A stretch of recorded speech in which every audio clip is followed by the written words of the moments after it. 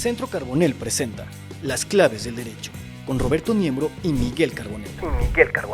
Un espacio de análisis, reflexión y debate académico sobre los nuevos temas jurídicos que están transformando a México. Bienvenidas, bienvenidos a Las Claves del Derecho.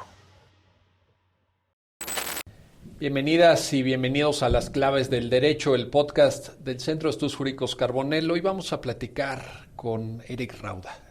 El doctor Rauda es uno de los penalistas más distinguidos de este país. Es un profesionista exitoso, pero además es una persona que tiene una vertiente académica, que le apasiona compartir conocimiento, que le apasiona difundir ideas. Es una gran estrella en las redes sociales, le ha ido muy bien y bueno, pues qué gusto, Eric, tenerte aquí nuevamente en tu casa, el Centro Carbonell. Claro, en mi casa, Centro Carbonell, yo feliz de la vida de acompañarte, Miguel, gracias por la invitación, feliz de platicar los temas. Oye, pues has estado en el ojo del huracán recientemente y bueno, y en otros casos que has atendido a lo largo de tu carrera, precisamente por llevar casos de personas expuestas públicamente. Esto que ahora se denomina influencers, etcétera. Y a veces ese tipo de procedimientos, desde el momento en que una persona es detenida, se lleva a los medios. Hay una exposición mediática de los detenidos. ¿Cómo se compagina esto con la presunción de inocencia, con el debido proceso, con la idea de que más allá de lo que corresponde dentro del desahogo del proceso judicial, pues estas personas tienen que ser también socialmente entendidas como inocentes, porque es lo que dice la Constitución? Pero, ¿qué lectura tú tienes de eso? Pues mira, en ese sentido yo tengo una postura muy radical en cuanto a lo que es la vertiente de trato procesal en la presunción de inocencia. Hay otras dos vertientes que están en torno a la prueba, que son vertientes de juicio, ¿no?, para el tribunal de enjuiciamiento, pero la vertiente de trato procesal pues implica digamos el desarrollo completo del procedimiento, desde en dado caso la detención hasta la investigación y todo lo que se someta.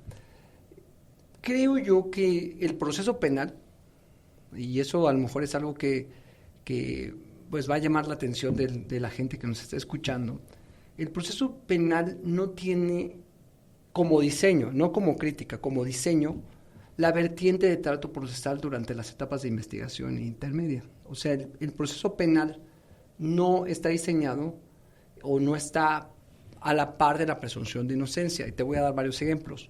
Las medidas cautelares es uno de los ejemplos, la prisión preventiva es otro de los ejemplos, la vinculación a proceso. La vinculación al proceso es todo menos presunción de inocencia.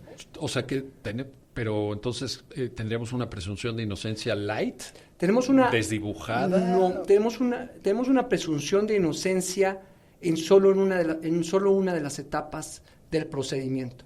La presunción de inocencia, bueno, tradicionalmente nos han enseñado siempre que la presunción de inocencia se mantiene a lo largo de todo el procedimiento, pero las figuras no están diseñadas para presumir inocencia. Solo en el juicio, que es la etapa definitiva, la etapa que va a decidir o que va a determinar la responsabilidad penal, está el diseño de la presunción de inocencia y solo es para una persona. La presunción de inocencia, y lo voy a decir así como tal, pues no es obligación de la ciudadanía tratar a una persona como inocente o ver a una persona como inocente, no es obligación incluso de las autoridades de investigación tratarlo como inocente. Tan es así la autoridad investigadora, tan no lo trata como inocente que presenta una acusación, que presume su culpabilidad cuando solicita la vinculación, o sea, cuando pide una audiencia inicial, lo que dice, lo estoy investigando porque lo presumo culpable, no te investigaría si te presumiera inocente. Oye, y en el específico aspecto de la exhibición mediática, porque eso también puede lesionar una familia, eso puede lesionar a un entorno social, y todavía estamos en un momento muy temprano, porque fíjate en el ejemplo que tú estás poniendo ahorita, la audiencia inicial, el dictado de una vinculación a proceso, no implican que ya se haya desahogado caudal probatorio frente a autoridad judicial, que haya tenido oportunidad plena de defensa, que haya habido un juicio pues con todas las formalidades. Pero el daño que se hace mediáticamente, que ahí es donde pues tú lo has visto en tu experiencia de manera personal y directa. Sí, mira, la cuestión aquí es que la exposición mediática por sí, e incluso exposición médica a título de culpable, que es en su gran mayoría, aunque le pongan este cintillo negro, no importa, aunque le pongan Juanito N., aunque le pongan la X, la exposición mediática por sí no vulnera la presunción de inocencia, porque para vulnerar la presunción de inocencia tendría que penetrar al órgano, al tribunal de enjuiciamiento, o sea, tendría que afectar al tribunal de enjuiciamiento. Yo, al momento de la exhibición mediática, en ese momento yo todavía no sé si esa exhibición mediática va a tener un resultado en la sentencia, si efectivamente el tribunal de enjuiciamiento va a asimilar esta información, esta presión social, esta situación, y la va a plasmar en su resolución, o sea, la va a meter como parte de sus argumentos, o nos va a dejar ver de manera, aunque sea indirecta, que está juzgando con el juicio del pueblo, con el juicio de las redes sociales. Entonces... Que no debería ser, evidentemente. Entonces, para mí la exposición mediática lo que genera en sí es daño moral. De entrada, daño moral. O sea, puede generar daño moral, pero no necesariamente va a incidir negativamente en el proceso penal. Correcto. Porque el proceso penal tiene este candado de que el tribunal de enjuiciamiento, al recibir el juicio como tal, no tiene conocimiento o no tendría que tener conocimiento de lo que sucedió en la investigación o en etapas previas. Y que el tribunal de enjuiciamiento va a juzgar pues, por una valoración racional de las pruebas. Y la racionalidad de las pruebas y la posibilidad de que esas argumentaciones racionales sean revisadas por un órgano superior, pues me da la garantía de que ellos sí van a acotarse a la presunción de inocencia. Ellos, al tener sentado a un justiciable, lo van a juzgar con base en lo desaguado en las pruebas, y ahí, digamos, tenemos este parámetro de protección donde sí aparece plasmada la presunción de inocencia. Antes no, antes de verdad sería hipócrita decirlo, porque académicamente lo puedo decir a todos mis alumnos, decirles, oiga, no, la policía te debe tratar como inocente, los medios de comunicación te van a tratar como inocente. Lo hemos visto. Eso no pasa porque naturalmente no puede pasar, o sea, incluso por naturaleza humana no lo hacemos. O sea, nosotros nos proyectan a una persona y dicen, Juan N., a banda de secuestradores, detenida, y nos ponen, aunque nos pongan en sentido, probablemente. Exacto, ¿no? Presuntamente. Sí. Pues, presuntamente final, mató, presuntamente robó, lo que sea, pero pues ya. Al final yo como ciudadano digo que bueno, detuvieron a estas personas, estaban secuestrando. O sea, en mí opera la presunción de culpabilidad, como opera en la mayoría de los ciudadanos, como opera en las policías. Las policías logran concretar sus investigaciones presumiendo culpabilidad. O sea, si una persona dices, oye, vamos a darle trato de inocente a una persona, el policía no comprende el concepto de presunción de inocencia asociado a su trabajo. Pero ¿no crees que la tarea de un órgano de investigación es precisamente llevar a cabo los actos que la ley le permite sin lesionar más allá la esfera jurídica de la persona de que se trate? Porque decías muy bien, bueno, daño moral, pero por ejemplo, a mí sí me parece que la exhibición mediática de detenidos es una práctica muy deleznable, porque puede haber personas que tengan un poquito más de presencia en el debate público, que tengan incluso una relevancia política o mediática en redes, pero puede haber un ciudadano común y corriente al que le arruines la vida. A mí me tocó estar en la Comisión de Derechos Humanos de la Ciudad de México. En ese entonces todavía Distrito Federal, teníamos casos donde habían exhibido a detenidos, la policía de la capital de la República le mentaban la madre a sus hijos en la escuela, sí, claro. Los corrieron de la escuela, los vecinos le pidieron que desalojara el departamento porque ya no lo querían tener viviendo, a la familia, no a él, a la familia, porque y luego resultó que esta persona pues salió absuelto porque se habían equivocado de identidad, porque realmente no había pruebas contundentes en su contra. Es una situación... Bueno, sí. Y por no hablar del caso Florence Cassés, que tú y yo hemos platicado mucho sobre. Mira, yo coincido contigo. La exposición mediática pues es algo muy detestable, pero no vulnera la presunción de inocencia. O sea, ese es mi punto. Sí, Para vulnerar la presunción de inocencia tenemos que esperar a que se dé un juicio y saber si el tribunal de enjuiciamiento se contaminó de esa información. Porque los tribunales de enjuiciamiento tienen la capacidad de abstraerse. ¿Tienen qué? Aunque tengas el conocimiento de la persona, puedes abstraerte. Así tiene que actuar. Oye, Eric, ¿tú has tenido contacto con esto que ahora las nuevas generaciones llaman los influencers? Y hay veces que siento que estas personas o no están bien asesoradas o no miden bien, o sea... Hemos visto declaraciones, les ponen enfrente un micrófono, cosas que hacen... a ver, no quiero prejuzgar a nadie, ¿no? Sí, claro, pero también, como tú dices, bueno, a ver, pero está ahí a la vista de todos, no lo vamos a negar. ¿Qué pasa? ¿No son responsables o no están bien informados? A ver, un comentario. Mira, yo creo que hay dos temas en este tema, en esta cuestión de los influencers. Tienen a su alcance la posibilidad de llegar a muchas personas y no miden esa potencialidad. O sea, tú y yo sabemos perfectamente que un mensaje de nosotros, una comunicación llega a jóvenes y puede impactar. Entonces, de alguna otra manera tenemos la madurez para poder saber lo que escribimos y hacernos responsables de lo que escribimos y también tener la previsión de las consecuencias que va a generar lo que nosotros ponemos en una red social. De hecho, entre más seguidores tienes, más responsabilidad hay. Y eso también inhibe, por ejemplo, en mi caso, me inhibe a publicar. O sea, entre más voy creciendo, más... Vas midiéndole un poco, ¿no? Dices, híjole, ¿esto cómo lo tomarán o cómo se va a leer, etcétera? Claro, cómo lo van a tomar, cómo se va a leer. Y no tanto por el hate que te puede generar el comentario, porque al final tú y yo estamos un poco curados de espanto en ese sentido, de recibir comentarios. Sí, claro, o sea, y tú más. No, pero a ti también. A mí me ha llovido también.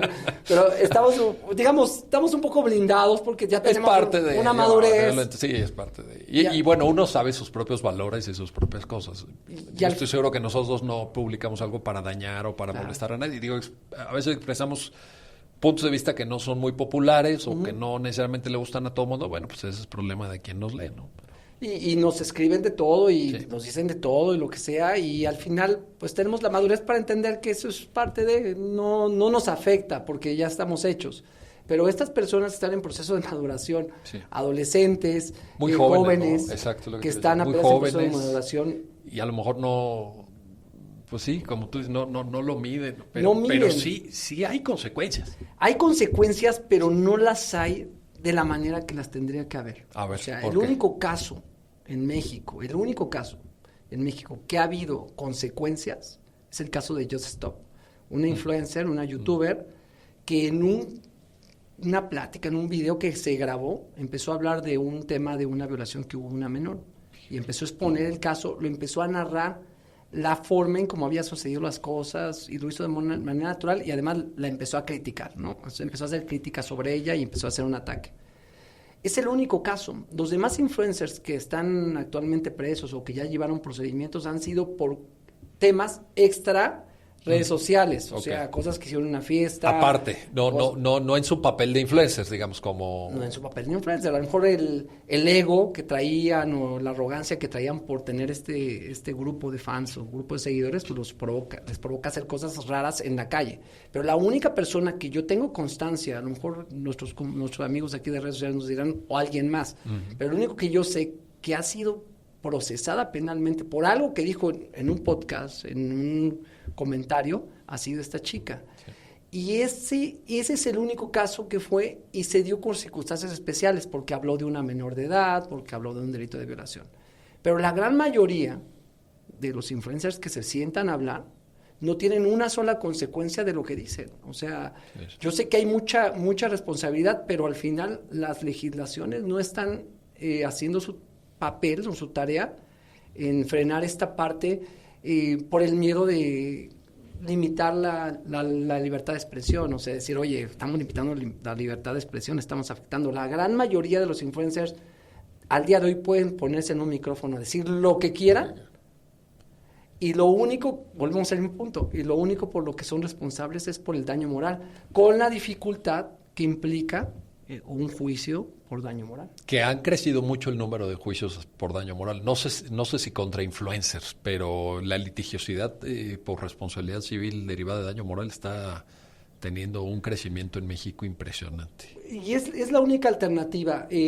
Por ejemplo, para decirte un caso que pueden sonar, Gloria Trevi y Chumel Torres. Chumel Torres en un micrófono empieza a hablar de ella, empieza a decir una serie de cuestiones. Bueno, inician un juicio por daño moral que está enfrentando actualmente. Y así te puedo dar una serie de casos que está pasando.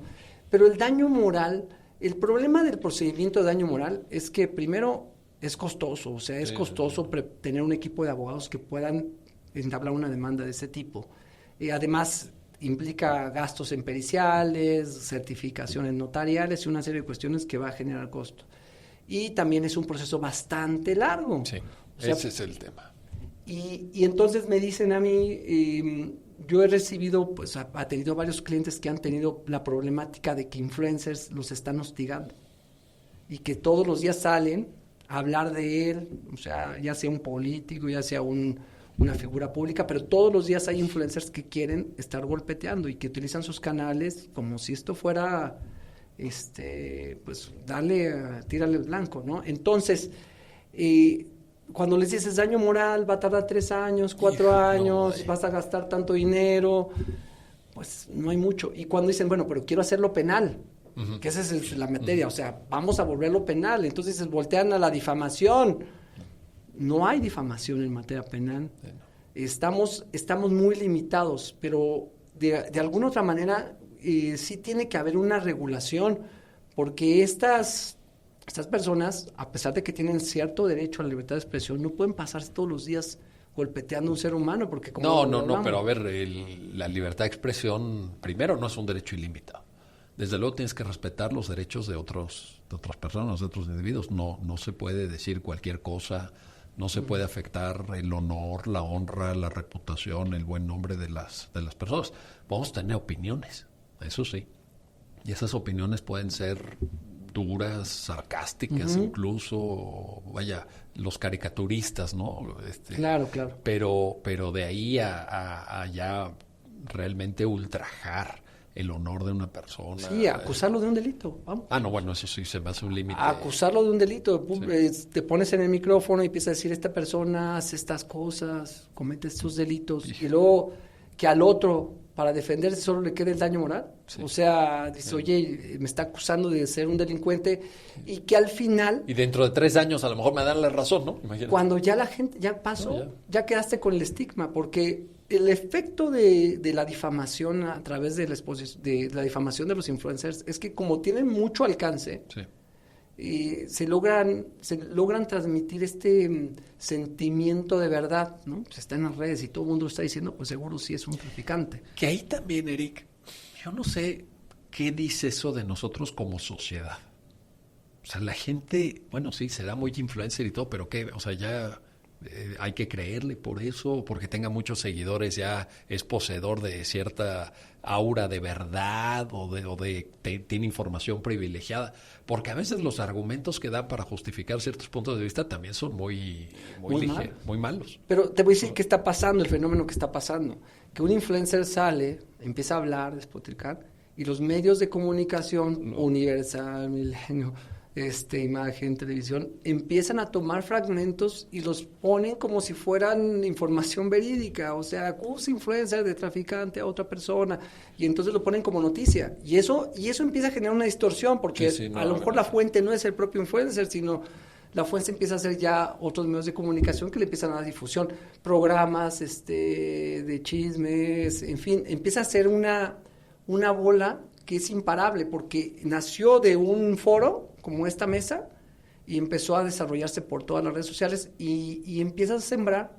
pues esta idea, y tanta lo repites que la gente empieza a decir, pues sí, fulanito tal es un delincuente, ¿no? Oye, y digo, regresando un poco al comentario que hacías hace unos minutos, ¿y no crees que esto genera una presión social, una presión mediática hacia el interior de procesos judiciales? Porque tampoco podemos pensar que las personas juzgadoras, que obviamente, como tú decías, bueno, es que en la lógica del proceso acusatorio, pues lo que se haga en las investigaciones o las exhibiciones mediáticas, pues no tiene por qué transminar al criterio de la persona juzgadora. Pero tampoco podemos pensar que los juzgadores están aislados de la realidad. No podemos pensar que un juez o una jueza no tiene Facebook o no tiene Instagram o no lee o no sigue algunos influencers o no escucha un podcast cuando va a su trabajo en la mañana.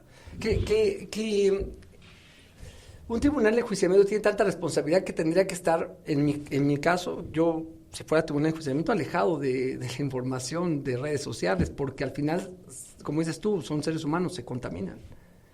Pero no se da, o sea, ¿se puede en el mundo contemporáneo estar así a un grado de aislamiento? O sea, sí, claro.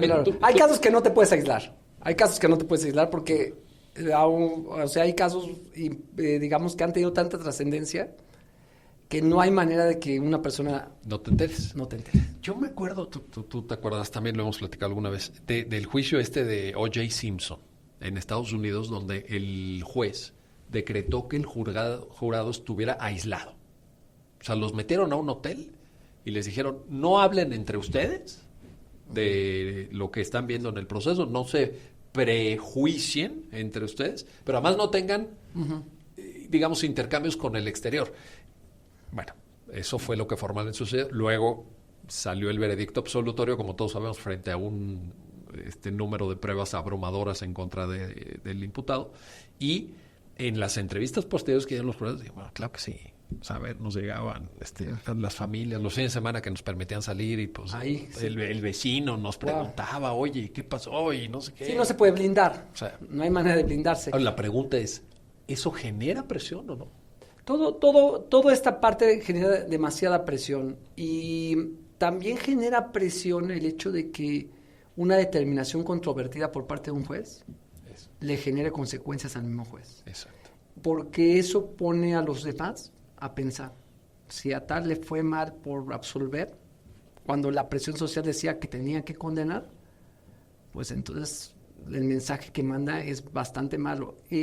Si el Poder Judicial pierde fuerza, la presión social pierde fuerza ante la presión social, pues digamos tenemos un juicio popular más que un juicio nacional. ¿Y tú como penalista cómo lo ves? O sea, No, imagínate un juicio lamentable. popular para proceso penal, vamos a hacerlo a mano alzada, imagínate. Fíjate que yo, en mis casos que tienen que ver que tienen algún impacto social, que tienen alguna presión social. Que son sí, varios, por cierto. Has llevado casos de alto, sí, la verdad es de que alto sí, relieve mediático. Y hay muchos que he llevado que nadie se ha enterado.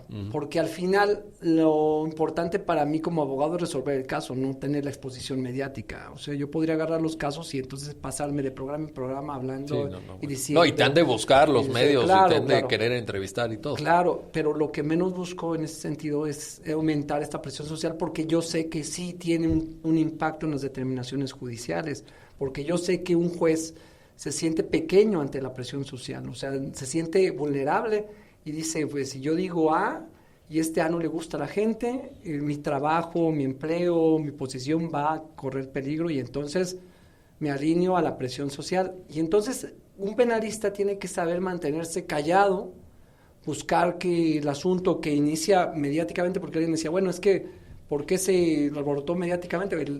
Los asuntos nacen mediáticamente. Sí, no, eso... Y uno ya aparece cuando ya todos... Puede ser por el tipo de persona que se trate, puede ser por el momento de la detención misma, que ya sabes que ahorita todo el mundo saca un celular, Sí, claro. se graba, se difunde y eso corre como la pólvora en redes. Eso es un material que en redes se distribuye muchísimo, que ya el asunto tiene cierta presión mediática y lo que corresponde a ti como abogado, que también es algo que no nos preparan en las universidades, Tienes es toda la razón. cómo controlar la exposición mediática de un caso, o sea, cómo ir matizando y también bajándole tú también al ego, porque la idea de un proceso penal es que se resuelve el conflicto, no que tú salgas beneficiado como abogado o que tú salgas expuesto o que salgas como el... Que ahí el caso O.J. Simpson también es una gran lección, porque los abogados al final tomaron tanto protagonismo como los propios involucrados, la víctima, la familia de la víctima, el acusado, etcétera. Los abogados, bueno, de ahí se hicieron multimillonarios, firmaron contratos para publicar libros con sus propias versiones del juicio por varios millones de dólares, hasta los fiscales, ¿no? La fiscal principal es público, firmó un contrato por $4 millones. Pero ahí yo creo que es legítimo, o sea, hablar de un caso que ya pasó, que ya fue cosa juzgada, puede Sí, por ser muy supuesto. legítimo y más si tienes la autorización de las personas que Pero en intervinieron. cuanto al protagonismo, mientras suceden los hechos. Pero mientras sucede, te tienes que cuidar tus palabras, tienes que cuidar tus manifestaciones, todo lo que tienes que hacer para evitar que el asunto tenga este impacto mediático que perjudique el caso. O sea, porque el hecho de yo estar avivando Sí, a los medios de le puedes echar comunicación más. social, le puedo estar afectando en lugar de beneficiando. Entonces, si yo de alguna manera quiero actuar con profesionalismo, lo primero que tengo que hacer como penalista es que el asunto se litigue en los tribunales Sí. y que no el asunto se esté litigando en los medios de comunicación. Qué bueno que lo mencionas, porque te quiero hacer este planteamiento en ese orden de ideas precisamente. ¿Qué pasa con eso que llamamos juicios paralelos? Porque va avanzando el proceso, todo mundo se forma su propia opinión sobre el caso. O sea, yo creo que todos queremos transparencia judicial. Yo creo que estamos a favor de que las audiencias sean públicas en cierta medida. A lo mejor no sé si meter cámaras, eso a lo mejor es otra discusión, pero sí necesitamos saber qué está pasando para que no haya abusos, para que no haya arbitrariedades y todo. ¿Y cuál es la frontera de lograr ese objetivo, pero sin generar el juicio paralelo donde ya tienes una condena social? ¿Qué pasa ahí? ¿Cómo lo has visto tú? ¿Cómo lo has vivido en tu experiencia como abogado? Bueno, cuando la presión social entra y el juicio de la gente se da, la condena está anticipada, vamos. O sea, ya el linchamiento es brutal. El linchamiento es brutal y las campañas de odio que se empiezan a generar desde la desinformación, porque muchas empiezan a generar desde desinformación. Cuando dices los juicios tendrían que ser públicos con ciertas reacciones, para mí tendría que abrirse un poquito más la publicidad. Estamos Pero o sea, ¿estarías en favor de cámaras dentro de las Yo redes? estaría súper en favor de cámaras dentro de un procedimiento penal, porque la sociedad está solamente con lo que alcanzan a matizar los medios de comunicación, Sí, que alcanzan a comunicar las que a veces autoridades. también Muy limitado. Muy limitado. Entonces, o hasta orientado. Entonces dices, bueno, el caso O.J. Simpson, Sí. ¿no? Que es un paradigma. Bueno, pues fue un caso que se transmitió. Se transmitió en vivo, vaya, todo el tiempo. Y está en YouTube, por cierto. Y eso le dio transparencia al asunto, Sí. porque al final la gente sí pudo haber hecho un juicio, pero lo haces, si vas a hacer un juicio popular, entre comillas, pues escucha el desahogo de pruebas, escucha las argumentaciones. ¿Tú estarías a favor, entonces? Yo estaría muy a favor Correcto. de que se abrieran los juicios públicamente, porque eso haría que el tribunal actuara de alguna forma más racional, sin los factores de presión social, porque al final está abriendo su veredicto, está diciendo por qué motivos aquí en México se razonan las resoluciones. Yo me acuerdo, yo también estoy a favor. Yo recuerdo que en algún momento cuando esto se discutió, hasta estoy hablando de hace más de una década, se tenía temor sobre todo por los declarantes, no tanto por los directamente involucrados, sino por testigos, personas que van a presentar cierta declaración, en fin.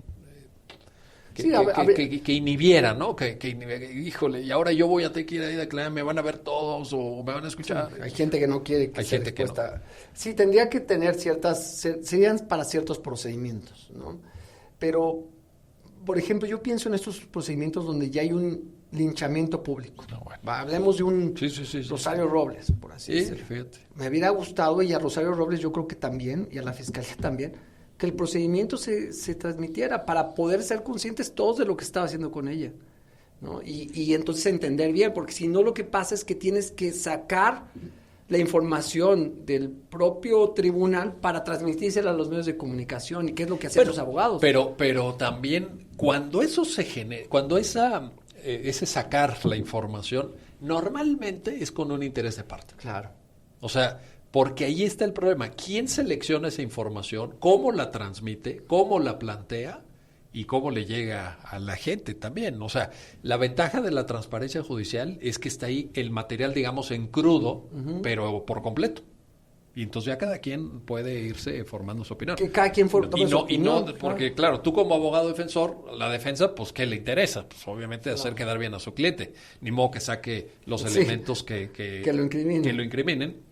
¿Y qué va a hacer la fiscalía? Que también las fiscalías se manejan con unas filtraciones interesadas increíbles, ¿no? Claro, sigue habiendo filtraciones. No, muchísimas en todos los procedimientos, y sobre todo cuando quieren tener la opinión pública, o sea, a su favor, y la filtración es brutal.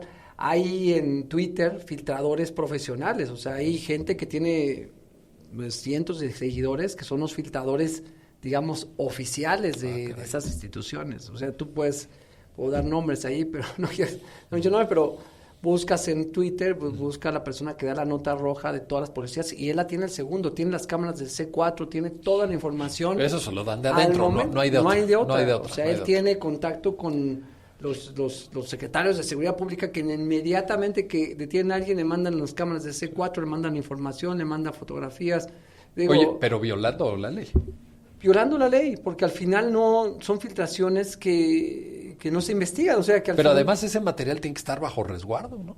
material bajo resguardo, es parte de un procedimiento penal, no tendría por qué ser expuesto de esta manera. La publicidad es de la audiencia, no de la investigación. No, de hecho, las investigaciones en la mayor parte del país son Las investigaciones son privadas. O reservadas. Reservadas y privadas, y parte del material es reservado incluso hasta para los mismos intervenientes. Correcto. O sea, hay doble restricción en las investigaciones. Pero la publicidad está diseñada para la audiencia.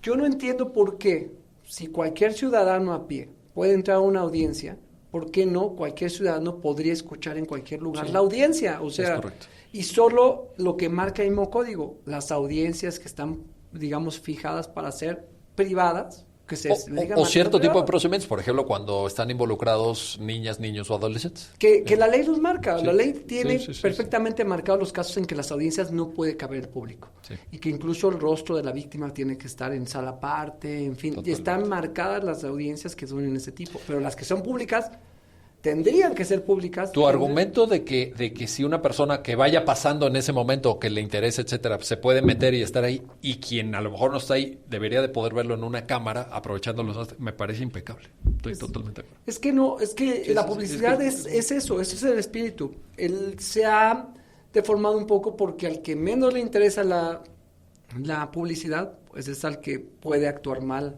una audiencia, claro, o al que tiene algún interés torcido. Que no se sepa que lo no que se se sepan está las actuando. cosas. Pero la verdad es que el proceso está diseñado para que en las audiencias cualquier público se entere de la misma, o sea, que la gente se entere de las mismas. Sería fabuloso que hubiera un canal. Sí, bueno, el Court TV en Estados Unidos, ¿no? Claro. La televisión que pasa a las audiencias va seleccionando la jurisdicción.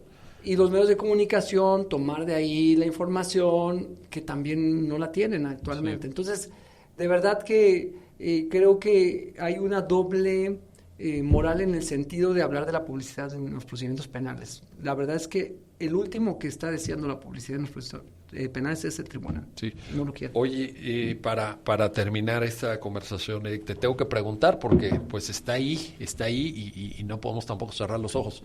Las fake news. La desinformación, porque también hay en esta lógica del ambiente mediático y de redes y de digitalización de la información que tú mencionas, pues unas agendas muy interesadas, no en informar, hay agendas interesadas en desinformar, en generar fake news, en que las fake news, estas noticias falsas se viralicen y a veces pues sí lo han logrado.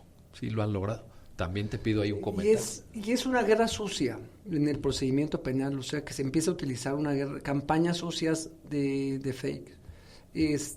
Pero, a ver, ponnos así como... No, en los procedimientos, o sea, en los procedimientos que el abogado cobró tantos millones de pesos, o sea, que son campañas que no necesariamente van enfocadas a las personas que están siendo procesadas, que son campañas que van enfocadas a golpear a uno de los participantes del procedimiento, que el juez es primo de fulano de tal, eso. Que, o sea, ese tipo de campañas que pueden ser generadas desde la defensa, pueden ser generadas desde las instituciones propiamente, son campañas que buscan retorcer el procedimiento penal. Pero ya estamos hablando literalmente de falsedades. Falsedades, o sea, falsedades que si esta persona, que si ya está libre, que si que ya hizo un acto de corrupción, que si ya compraron a fulano, a sutano. Lo que están buscando estas campañas es justamente generar este miedo en las autoridades o vender esta situación de que están vendidos. Es decir, si yo digo que si el juez quiere absolver a una persona y yo sé que lo va a absolver, que lo va en alguna otra manera, pues le empiezo a generar una campaña de estas de fake, que el juez ya se vendió porque lo llegaron a ver con fulanito tal, o que ya políticamente es como es juez, es primo de Juan Pérez, y ese Juan Pérez es amigo del imputado, pues lo va a absolver. Es una fake. Y defenderse de una mentira es muy difícil. Pero además porque sí se viraliza, ¿no? Porque se viraliza, y entonces cuando tú sales a medios de comunicación a desmentir, estás haciendo justamente el juego que requieren ellos, o sea, el juego que ellos querían. Los jueces, si te das cuenta, en un procedimiento son mudos. Entonces, le sacas una fake, empieza la gente, sí, seguro lo va a absolver porque justamente es primo, qué corrupto. No, lo pones contra la pared también. Lo pones contra la pared y entonces el juez empieza a pensar también a los defensores, a los ministerios públicos. Es decir, generas estas campañas que a mí me han estado sucediendo de desinformar.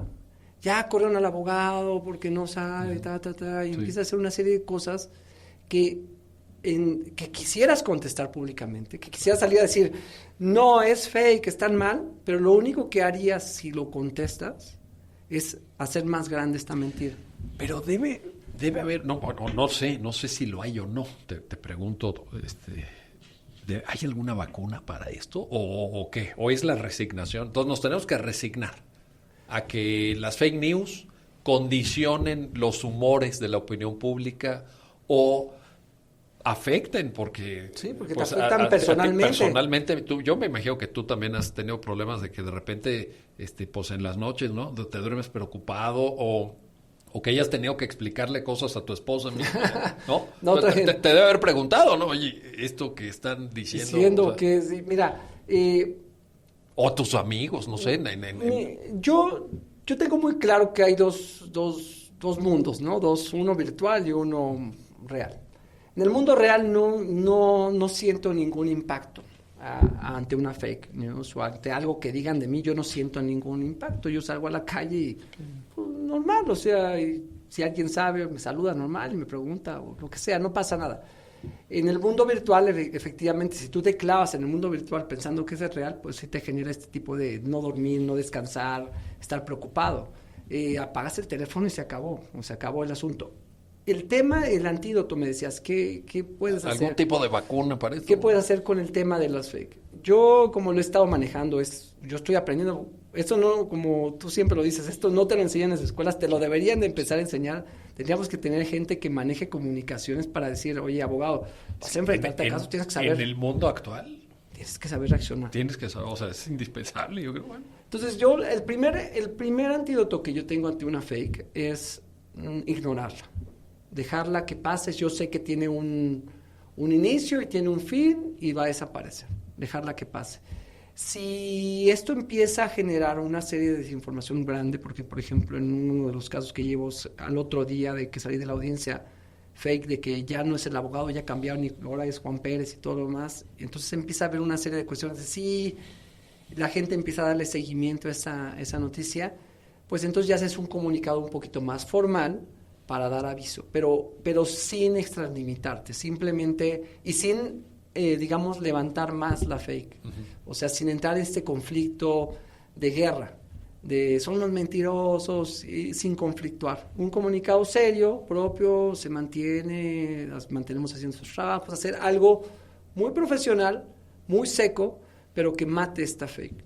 Y eso es, digamos, que lo que haría yo para contrarrestarlas, pero solo lo haría en caso de que ya sienta que esto ya se está propagando. Si veo que el tema duró un día, 2 días, ya. Y lo tienes que aprender a asimilar, porque sí te da coraje. O sea, en algún momento cuando tú la lees, dices, oye, estos cuates ya están inventando esto, y quisieras reaccionar, y con el alcance que tú tienes, el alcance que yo puedo tener, pues prender el celular y decir cualquier cosa en el momento de estar enojado, estar así, pues puede ser contraproducente. Entonces, yo siempre he entendido que el procedimiento no es mío, que el procedimiento es de las personas que están padeciéndolo. Entonces, yo solamente estoy coadyuvando, apoyando a la gente que está padeciendo un procedimiento. Y entonces, bajo esas circunstancias, no me lo tomo personal y trato de que una vez que ya está frío y que veo que se enfrió solito, no hago comunicados. Si veo que esto está incendiándose y que, sobre todo, empieza a circular más cuando los medios de comunicación formales los retoman. Que es increíble, ¿no? O sea, increíble. La ética periodística está en la lona en muchos casos. O no existe o ya se les olvidó sus clases de la carrera de periodismo, ¿no? De comunicación. Es que ahora les demandan demasiados contenidos. Ellos necesitan tener contenido. Entonces... Y clic y generar clics y generar... Y sí, al final te ponen, según dice una página... Tal, sí, pero ya el encabezado ya corrió como... sí, claro, como ya fuego. corrió. Entonces, en el momento que los medios formales retoman, ahí es cuando yo trato de contrarrestar. Pero también estar haciendo contrarrestar cada una de las cosas que van formando. No tendrías tiempo de preparar las audiencias. No, y además también estarte defendiendo, ¿no? Como que todo el tiempo te estás dando la defensiva, te estás defendiendo. No, deja que corra y que diga, no pasa nada. Y tú sigue trabajando en tu procedimiento, sigue haciendo tus cosas, sigue buscando tus objetivos,